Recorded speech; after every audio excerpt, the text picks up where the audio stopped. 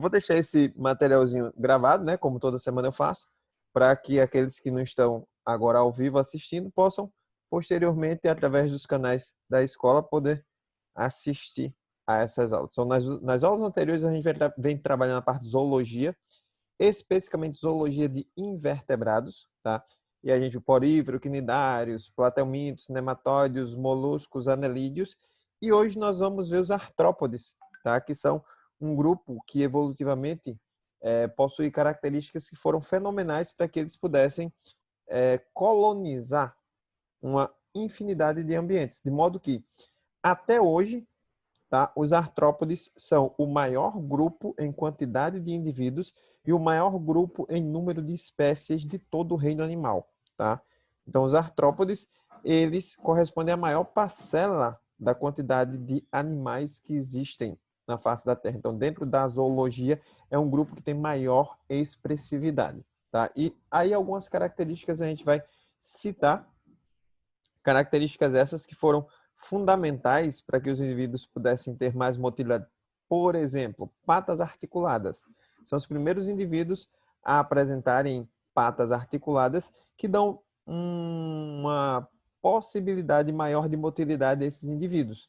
E aí eles têm mais eficiência locomotora. Isso quer dizer que eles podem fugir de predadores com mais facilidade ou até mesmo os predadores conseguirem alimento com mais facilidade. Ou seja, esses caras, eles têm algumas vantagens evolutivas em relação aos grupos anteriores, dentre elas as articulações das patas, né? Sem contar no exoesqueleto formado por quitina, né? Então, a gente vai ter um monte de características relacionadas com o grupo como um todo, tá? Então, em relação aos artrópodes, o próprio nome artrópoda, certo? Deriva de uma das características desses indivíduos. Se a gente for traduzir do latim, artro vem de articulação, podo vem de patas, tá? Então, artrópoda, patas articuladas. Então, são animais que vão apresentar patas articuladas e essas patas articuladas são associadas, logicamente, a um exoesqueleto quitinoso. Lembrando que quitina é um polissacarídeo estrutural típico dos animais, certo? Então, esse polissacarídeo estrutural típico dos animais trouxe para esses indivíduos uma carapaça externa, um exoesqueleto, tá? Que vai protegê-lo contra eventuais predadores, contra a ação do ambiente, mas que também tem um lado meio desvantajoso, digamos assim, que seria o fato de limitar o crescimento do animal. Então, a gente vai ver como que são os artrópodes, como que é a divisão do corpo dos artrópodes, quais são os principais grupos que a gente vai estudar e a gente também vai trabalhar um pouquinho sobre a diversidade dos artrópodes, certo? Logicamente, além da anatomia, fisiologia e reprodução. Tá? Então, em relação aos artrópodes como um todo, já havia falado para vocês, ó, artro vem de articulação, poda vem de podos, que significa patas ou pés, certo? Então, se eu for traduzir ao pé da letra, artrópoda significa animais com patas ou pés articulados. Tá? Então, vai ficar aparecendo essa janelinha chata. Aí a gente tem que vir de novo. Então, são animais com patas ou pés articulados. Tá? O exoesqueleto é quitinoso. Quitina, ele é um polissacarídeo estrutural de animais. Daí a quitina, ela une duas características que foram fenomenais para os artrópodes como um todo, que é um polissacarídeo extremamente resistente, é rígido, conferindo assim proteção ao indivíduo, mas ao mesmo tempo a quitina ela é leve. Tá? Nós temos quitina, por exemplo, na composição de nossas unhas. Outros animais, tá? Garras, cascos, chifres, tá? No caso, o exoesqueleto dos artrópodes como um todo, tá? E alguns outros grupos de organismos vivos, como no caso dos fungos, tá? Que já é um outro reino, o reino fungi. Fungos têm parede celular formada por quitina também. Então, esse exoesqueleto quitinoso é responsável pelo grande sucesso evolutivo desses indivíduos. Por quê? A quitina ela é leve e aí eu tenho artrópodes voadores, os insetos, por exemplo, a mosca, a muriçoca e companhia limitada. Então pensa em qualquer inseto voador, uma borboleta. Tá? Por que ela voa? Porque ela é leve. Professor, mas não tem o exoesqueleto, não? Esses carinhas aí tem, sim. Então, a quitina, ela tem essa característica, né, de ser leve. E com isso não há a necessidade de gasto energético adicional para que os indivíduos consigam se locomover. Se a quitina fosse um polissacarídeo muito pesado, os indivíduos terrestres e os voadores também, eles seriam prejudicados no que diz respeito à sua locomoção, visto que eles teriam um gasto energético muito maior para realizar tal processo. Já para os indivíduos aquáticos, a quitina, ela é desvantajosa, né, professor? Porque ela é leve. Se ela é leve, os indivíduos vão ficar boiando tudo direto, certo? Certo e errado, tá? Por quê? Porque nos indivíduos aquáticos, como por exemplo nos crustáceos, tá? Além da quitina, eu vou ter o exoesqueleto impregnado de minerais, tá? E aí, especificamente nos indivíduos de água salgada, a gente consegue visualizar isso aí mais nitidamente, porque no ambiente de água salgada, ele é um ambiente mais mineralizado, ele tem mais minerais disponíveis, principalmente o cálcio e o fósforo, tá? Fosfato de cálcio. E aí, o fósforo e o cálcio, eles são absorvidos pelos animais e são impregnados nesse exoesqueleto, tornando o exoesqueleto mais rígido ainda e mais pesado, o que para os indivíduos de ambientes aquáticos, aí sim é uma vantagem, certo? Por isso, se você pegar, por exemplo, dois camarões, um camarão de água doce e um camarão de água salgada, você vai notar que o camarão de água salgada, ele tem a casquinha um pouquinho mais densa, mais espessa, um pouquinho mais dura, certo? Por quê? Porque o de água salgada tem disponível, tá, para a composição do seu exoesqueleto uma quantidade maior de sais minerais. O corpo ele vai ser segmentado, certo? Ele é dividido em tagmas, especificamente 3 tagmas específicos, cabeça, tórax e abdômen. Em alguns indivíduos, tá? A cabeça e o tórax são fundidos formando o cefalotórax, tá? Aí eu vou ter a separação corpórea, ou a divisão corpórea, melhor dizendo, cefalotórax e abdômen. E em outros eu tenho cabeça e o corpo formado por segmentos iguais entre si, tá? E aí eu vou ter cabeça mais segmentos. A musculatura que vai realizar o processo de locomoção das patas é ligada ao esqueleto, logicamente o esqueleto é externo, a musculatura vai estar ligada por dentro, tá? E o crescimento se dá por mudas ou ecdísis, já que o esqueleto é externo, esse esqueleto externo ele limita o crescimento dos artrópodes, tá? E aí eu acho que vocês devem lembrar do ano passado, que a gente trabalhou esse contexto de artrópodes, a gente viu todo o contexto de mudas, como acontece, né? Como que cada indivíduo vai passar, se é um indivíduo com metamorfose completa, né, que a gente chama de holometábolos, se é indivíduo com metamorfose parcial, que a gente chama de hemimetábolo, ou se é indivíduo sem metamorfose, que a gente chama de ametábolo, né? Então, se o indivíduo vai passar por fase larval, se não vai, então, se o desenvolvimento é direto ou indireto. Então, tudo isso a gente já tratou ano passado e a gente vai fazer um ligeiro remonte agora nessa aula, tá? A nível de revisão. Então, como características gerais, embrionárias são triblásticos, então não é novidade evolutiva nenhuma, já tem 3 folhetos embrionários, ecto, meso e endoderme. São celomados, também não é característica nova, tá? Então a gente já tem celoma aí tanto nos anelídeos quanto nos moluscos, tá? O ovo é do tipo centro-leste, é o único grupo de animais que apresenta esse tipo de ovo, tá? É um ovo típico dos artrópodes.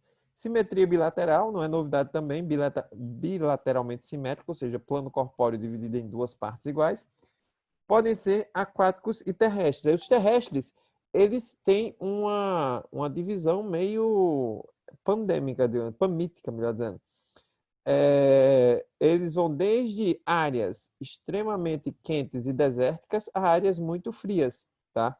Não ocorrendo em áreas extremamente frias, visto que esses indivíduos, eles são animais ainda ectotérmicos, são indivíduos que não têm uma capacidade de manutenção da temperatura interna, tá? Eles não têm a temperatura interna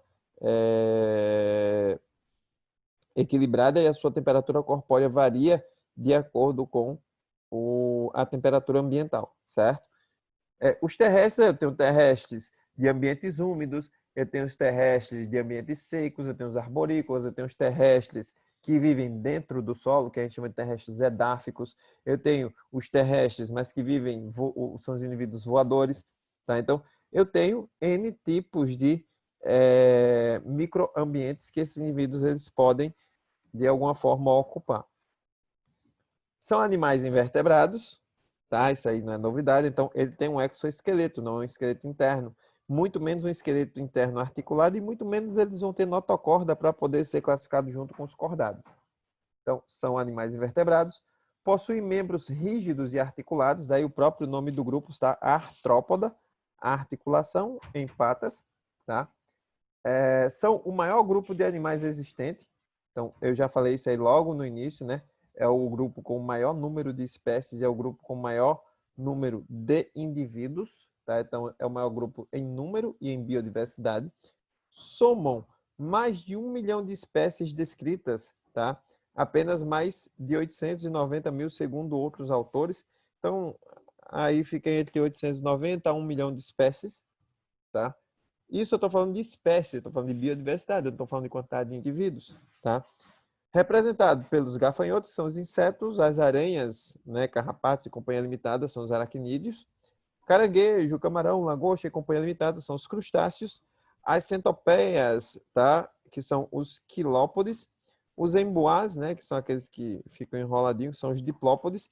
A gente ainda tem alguns outros, mas para nós aqui a nível de ensino médio, esses são os principais e a gente vai ver quais são as características dele. Se alguém entrar em algum curso na área de agronomia, de zootecnia, de veterinária, de biologia, tá?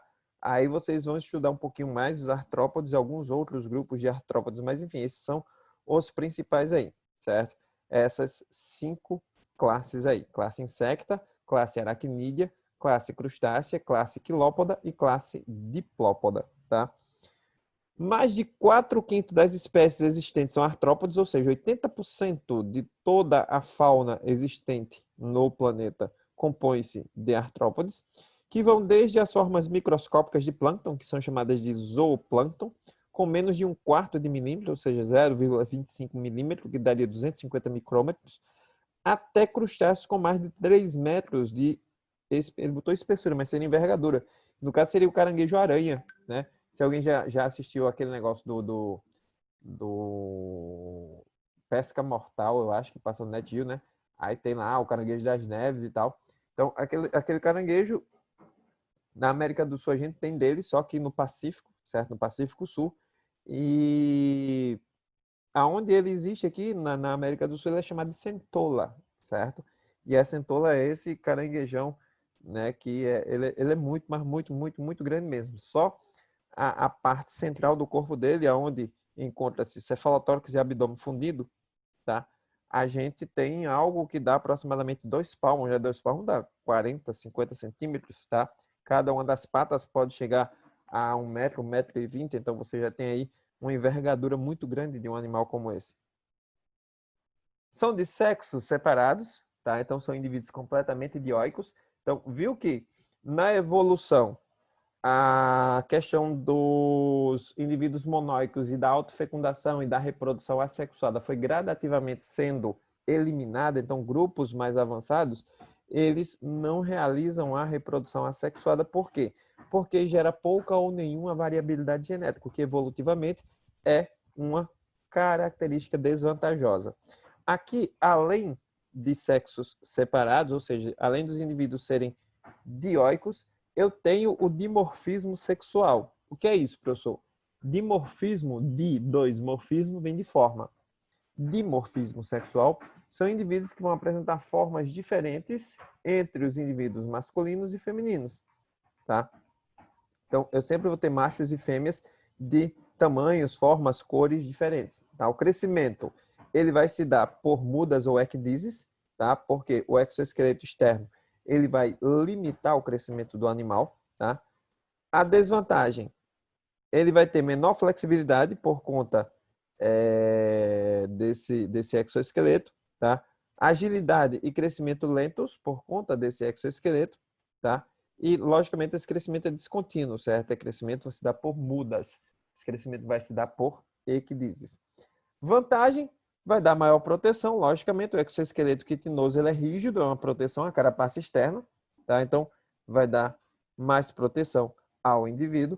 O corpo, como eu disse a vocês anteriormente, ele pode ser dividido de 3 maneiras possíveis: cabeça, tórax e abdômen, como por exemplo nos insetos, tá? Cefalotórax e abdômen, a gente consegue observar nos aracnídeos, então a fusão da cabeça e do tórax dá o cefalotórax e mais o abdômen. E eu posso ter cabeça e tronco ou cabeça e segmentos, que é tipo dos quilópodes e diplópodes. Além dos aracnídeos, eu também vou ter os crustáceos com cefalotórax e abdômen também, tá? Trocas gasosas nos terrestres, eu tenho as traqueias e as filotraqueias. Filotraqueias, que podem ser chamadas de pulmões foliáceos, tá? São estruturas típicas de aracnídeos. E nos aquáticos eu tenho brânquias, tá? São indivíduos branqueados. Eu não tenho troca cutânea nesses indivíduos de fusão, porque esses indivíduos eles apresentam um exoesqueleto quitinoso, que também é impermeável. Então, se é impermeável, não deixa perder nada, mas também não deixa ganhar nada. Então, as trocas epidérmicas aí, eu não diria que elas são impossíveis, mas elas são bem improváveis, porque o indivíduo ele vai ter essa carapaça quitinosa recobrindo completamente o corpo, impedindo, assim que haja, por alguma eventualidade, a perda de algo ou, ao mesmo tempo, as trocas entre o indivíduo e o ambiente, o que poderia ser uma vantagem, por exemplo, aí no que diz respeito à troca gasosa, mas o fato de ter essa carapaça acaba acarretando em não possibilitar esse processo de trocas. Em relação à filogenia dos artrópodes, está aí um pouquinho da evolução, o antecessor comum, certo? Os quelicerados aqui, que são os aracnídeos, tá? Aranhas, escorpiões, carrapatos e companhia limitada. Os crustáceos, tá? Que são indivíduos aquáticos, tá? Existe uma única espécie de crustáceo terrestre, que é o tatuzinho de jardim, certo? Os miriápodos, que são os quilópodes e os diplópodes, são indivíduos também chamados de milípedes, ou seja, animais de 1000 pés, tá? Milípedes, tá? E os insetos, a classe insecta, que se os artrópodes são os indivíduos com maior abundância e maior biodiversidade dentro do reino animal, os insetos são os indivíduos com maior abundância e biodiversidade dentro do filo artrópoda, certo? O crescimento dos artrópodes, tá? O crescimento, aqui é um gráfico relacionando o tamanho do corpo do animal em relação ao tempo de desenvolvimento, tá? Então, na maior parte dos artrópodes, eu tenho um desenvolvimento indireto, onde passa-se por uma fase larval. Depois, essa fase larval vai sofrer metamorfose, chegando a uma fase adulta, podendo esse indivíduo sofrer uma metamorfose completa, ou seja, ele ser holometábolo, ou sofrer metamorfose parcial, aonde ele vai precisar crescer mais vezes, tá? E aí onde está? O processo de crescimento aqui do animal se dá por meio de mudas ou equidídeses. Então ele vai produzir um exoesqueleto maior e ele vai permanecer um determinado período de tempo com o mesmo tamanho. E aí, quando aquele exoesqueleto já não, entre aspas, não cabe mais esse indivíduo dentro, fecha aspas, ele vai sofrer uma nova muda, uma nova equidídese, produzindo um novo exoesqueleto que é maior. E aí esse novo esqueleto maior vai comportar esse indivíduo que vai passar um bom período de tempo com o mesmo tamanho. E aí se ele tiver de crescer de novo, ele vai crescer de novo. Mas na maioria das vezes, isso não é uma via de regra, certo?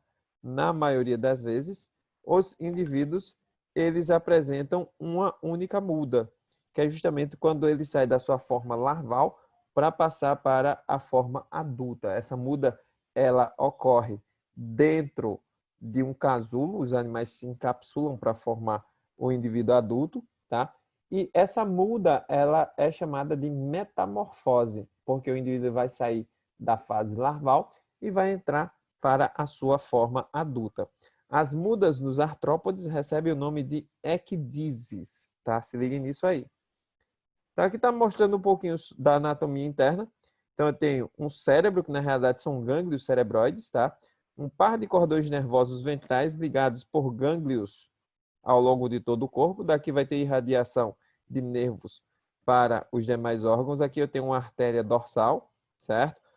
Coração, Esse coração é semelhante ao dos anelídeos que a gente viu anteriormente, só que os anelídeos têm 5 corações, esse cara aqui tem um só. Mas esse coração, ele vai ser basicamente uma dilatação venosa circundada por musculatura. Todas as vezes que a musculatura contrair, vai gerar um fluxo sanguíneo. Tá? O sistema circulatório é um sistema circulatório aberto ou lacunar. Aqui algumas espécies de insetos, tá? Insetos voadores. Aqui mostrando algumas estruturas sensoriais, como as antenas, por exemplo, que são típicas de alguns insetos. A divisão corpórea, aqui tem a cabeça. A parte onde está inserida as patas é o tórax. E aqui recoberto pelas asas eu tenho o abdômen, tá? Sendo que aqui eu tenho dois tipos de asas nesse indivíduo, tá? Eu tenho uma asa quitinosa e eu tenho uma asa membranosa. Essa parte escura que a gente está vendo aqui é uma asa quitinosa, que é uma estrutura de proteção, como se fosse um escudo de proteção. E aí por baixo eu tenho uma asa membranosa, que é uma asa maior, que é justamente a asa utilizada para o voo, certo? Aqui eu tenho um gafanhoto na sua forma inicial de desenvolvimento. Pode ver que a sua asa quitinosa não se desenvolveu completamente, certo? Então, esses indivíduos aí são indivíduos hemimetábolos, eles sofrem metamorfose parcial. Então, eles vão se alimentar, vão aumentar de tamanho, vão aumentar a asa e gradativamente vão atingindo as suas características adultas, tá? Em relação aos seus sistemas, a sua anatomia, a sua fisiologia, tá? O sistema digestório, ele é completo, com digestão intra e extracelular. Então, ter o sistema digestório completo, eu já disse anteriormente a vocês, não significa ter vários órgãos, várias estruturas, glândulas anexas, não, certo? Se teve boca e ânus, ou seja, um orifício por onde o alimento entra, um orifício por onde o alimento ele vai ser eliminado, teve boca e ânus, eu tenho aí um sistema digestório completo, certo? Sistema circulatório ele é aberto ou lacunar, certo? Com vasos sanguíneos dorsal alongado. Então, tem uma artéria dorsal ligada a um coração. Esse coração é uma dilatação desse vaso que é circundada por musculatura. Lembre-se disso aí, tá? Sistema nervoso é ganglionar. Então, tem os gânglios cerebrais bem desenvolvidos, ligados a um par de cordões nervosos ventrais e vários gânglios ao longo do corpo. Sistema excretor. Dependendo do tipo de organismo, dependendo da classe que eu estiver levando em consideração, eu tenho estruturas diferentes para o processo de excreção, tá? Eu tenho os túbulos de Malpighi, que é típico de insetos quilópodes e diplópodes, ou seja, os emboás, piolhos de cobra, as lacraias e os insetos como um todo. Apresenta esses túbulos de Malpighi, que são pequenas estruturas ligadas ao sistema circulatório que vão filtrar o sangue e através de pequenos poros realizar o processo de excreção, tá? Nos crustáceos eu tenho as glândulas verdes, também chamadas de glândulas antenais, que ficam na base da antena, o seu poro excretor. E nos aracnídeos eu tenho as glândulas coxais, tá? Que seriam um par de glândulas que vão estar no último par de patas, a abertura para a excreção dos resíduos nitrogenados do corpo do animal, certo? Sistema respiratório, então vai depender muito do indivíduo. Sistema respiratório dos indivíduos aquáticos é uma respiração branquial. Sistema respiratório dos indivíduos terrestres pode ser traqueal ou filotraqueal, tá? Traqueal são pequenas aberturas chamadas de espiráculos, por onde o ar vai passar e o indivíduo vai realizar a troca gasosa. E o filotraqueal são chamados,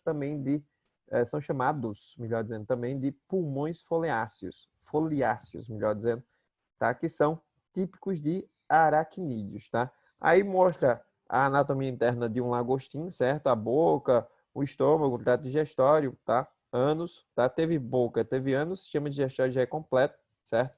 Aqui, ó, o gânglio cerebroide, tá? O cordão nervoso ventral e mais os gânglios ao longo desse cordão nervoso. Aqui, a aorta dorsal, tá? Com o coração, que é uma dilatação circundada por musculatura. Aí é um vermezinho que foi descoberto, um lofoforado. Depois, se vocês tiverem alguma curiosidade, vocês procurem sobre esse indivíduo aí, tá? Ele é como se fosse um elo de transição entre os anelídeos e os artrópodes. Faltou energia. Deixa eu rotear aqui do meu.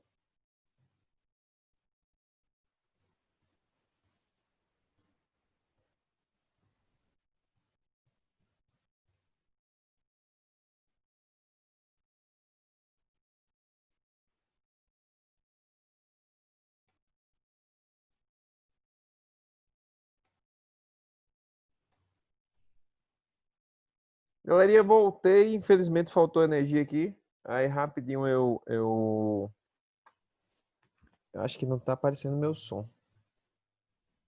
Tá sim. Faltou energia aqui, tá? Aí roteador tudo acabou e aí eu rapidinho roteei aqui do meu smartphone, sendo que infelizmente a gente tem pouco tempo aí, já tá finalizando, mas vamos ver se a gente consegue finalizar aqui essa parte de artrópodes, certo?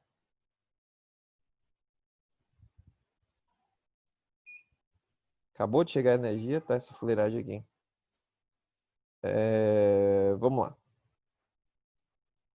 Então, as vantagens do exoesqueleto. Proteção contra dissecação, são utilizados como alimento porque ele vai comer o exoesqueleto para produzir o outro exoesqueleto, já que é o mesmo polissacarídeo, que é a quitina. Proteção contra predação, proteção contra a força da gravidade, local de inserção dos músculos. Alguns insetos na agricultura, tá?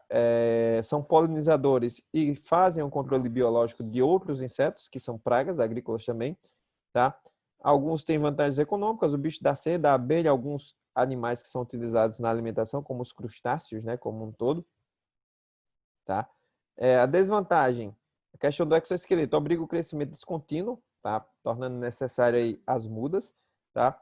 Alguns insetos são transmissores de doenças, e aí a gente está chegando nesse período mais chuvoso, onde ocorre o acúmulo de água e a proliferação de insetos que são possíveis transmissores aí de doenças, certo? E alguns eles podem ser eventualmente indivíduos venenosos, né? Como no caso dos escorpiões, as lacraias, alguns tipos de aranhas e companhia limitada. O habitat desse indivíduo são os mais diversificados possíveis, tá? Mares, mangues, rios, lagos, terrestre úmido ou seco, desertos, regiões glaciais que não sejam completamente congeladas, né? Regiões mais frias, tá? Então, exceto nos polos, nos extremos mesmo glaciais, nos demais ambientes esses indivíduos eles são encontrados, tá? Aí tá falando um pouquinho sobre a filogenia, tá? Então esses indivíduos eles vão estar aqui, ó. Então, eles só são menos evoluídos ou têm menos características que equinodermos e cordados, tá? No que diz respeito à sua árvore filogenética. Aí falando do crescimento dos artrópodes, que se dá por muda ou equidizes, a gente já viu um gráfico anterior que falava disso aí, tá? Aí é uma tabelinha que mostra a característica dos indivíduos, habitat, desenvolvimento, divisão corpórea, pata, se tem antena ou não, forma de respiração, certo? E os seus representantes em relação aos insetos, crustáceos, aracnídeos, quilópodes e diplópodes. Eu posso passar essa tabelinha para vocês depois, ou vocês podem procurar na internet, que aí vocês vão encontrar bem facinho aí, ok? Então, por hoje nós vamos ficando por aqui, certo? E aí, na próxima aula, a gente já vai começar com cordados, tá? Que é o grupo que envolve aí os vertebrados, certo? Então, eu vou passar, Barretão. Se liga aí que eu vou mandar. Eu vou ver se eu consigo PDF, porque PDF eu posso até anexar lá no próprio grupo, fica mais fácil para vocês pegarem, certo? E também fiquem de olho aí na plataforma Ava, tá? Tivemos uma reformulação da plataforma, não sei se vocês já viram, Meire já deve ter passado para vocês, tá? E aí,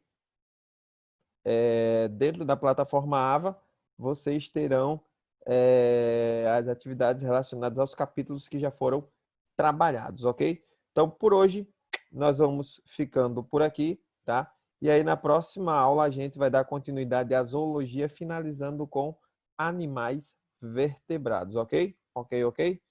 Belezinha. Então, por hoje é só e até a próxima